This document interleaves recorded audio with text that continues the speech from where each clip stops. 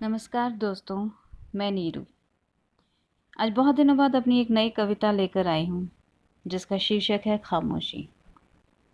होता है ना दोस्तों, ज़िंदगी में एक मुकाम ऐसा आता है जब आपको लगता है कि आपका खामोश रहना ही शायद सबसे बड़ा जवाब है। आपका खामोश रहना ही शायद सही है।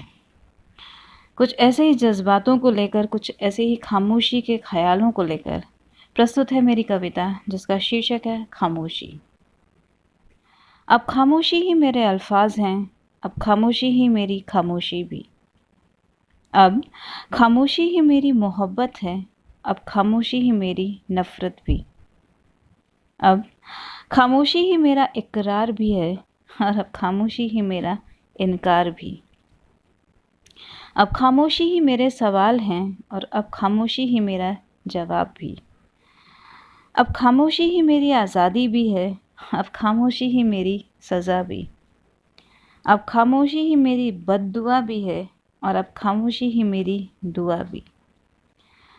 अब खामोशी ही मेरी मुस्कान भी है, अब खामोशी ही आँखों से बहता नीर भी।